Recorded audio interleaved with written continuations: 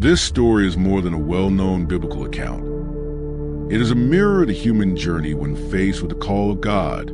Jonah's life leads us through seas of fear, escape, storms, and inner confrontation, revealing that many times the greatest challenge is not around us, but within us. Every step of this narrative shows how God acts even when we resist, using difficult circumstances to teach us, correct us, and restore us. Along this journey, we are invited to reflect on our own escapes, our judgments, and our difficulty in fully obeying. Jonah teaches us that disobedience creates storms, but repentance opens the door to new beginnings. Divine mercy proves to be greater than our failures, and obedience, even when delayed, can still fulfill eternal purposes. If this message spoke to you, leave a like, subscribe to the channel, and share this content with someone who needs to hear this story today. Your support helps this message reach more lives and spread hope. Jonah lived in a simple coastal city, where the sound of waves set the rhythm of everyday life. He woke up each day knowing every street, every face, and every custom of that familiar place. As a prophet, he was accustomed to hearing the voice of God amidst silence and routine. His life was stable, predictable, and, in a way, comfortable. There was safety in remaining where he had always been. Even so, an inner restlessness surfaced from time to time. Jonah knew that God never calls someone to remain stagnant. Deep down, he feared the next calling. He feared being sent far away, towards something difficult and uncomfortable. Without realizing it, his greatest challenge had not even begun. The call came clearly, directly, and impossible to ignore. Jonah was to go to Nineveh. That city represented everything he despised and feared. It was there that Jonah learned his first lesson. Running from the calling does not bring peace. Driven by fear and judgment, he chose to flee in the opposite direction. He bought a ticket to Tarshish, believing distance would resolve the conflict.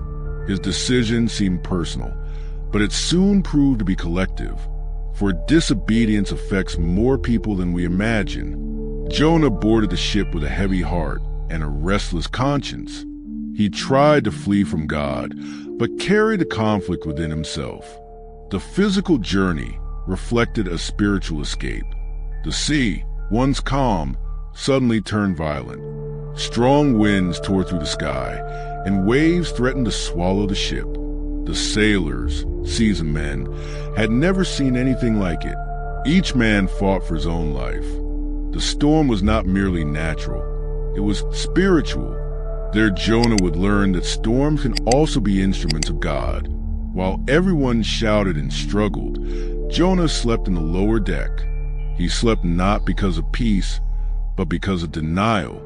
The external chaos mirrored his internal rebellion, and the danger became unavoidable.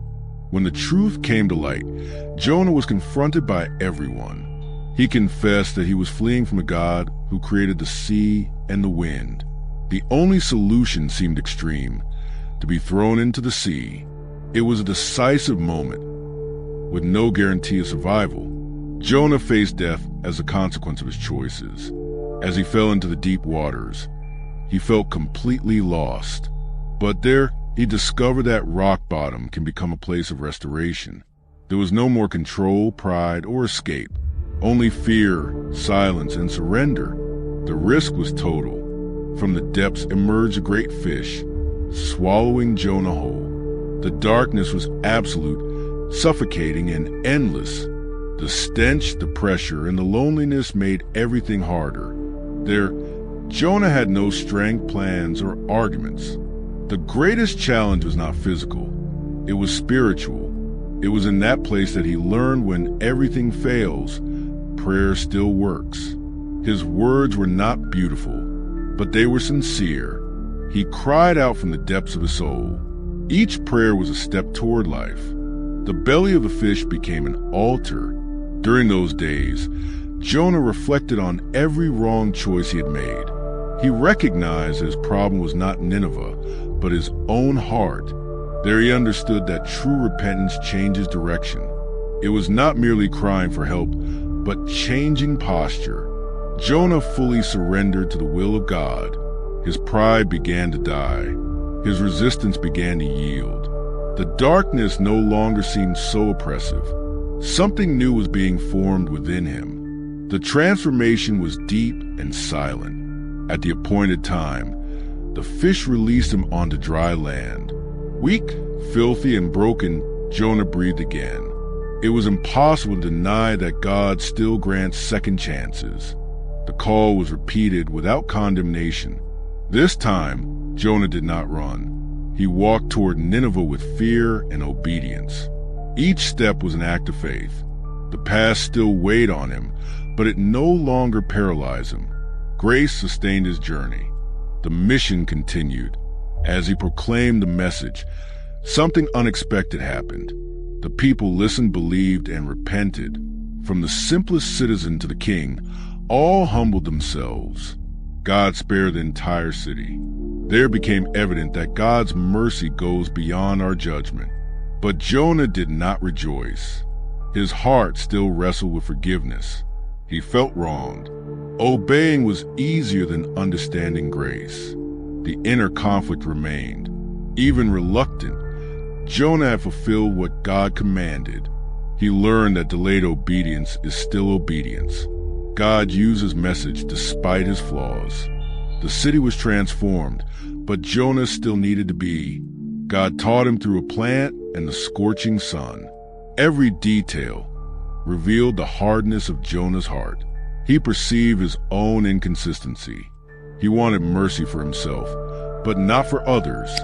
The lesson was uncomfortable, but necessary. In the end, Jonah understood that the greatest conflict had always been internal. It was not about the fish, the storm, or Nineveh. It was about pride, judgment, and resistance. The journey transformed him more than any visible miracle. He learned that running produces storms, and obedience produces life.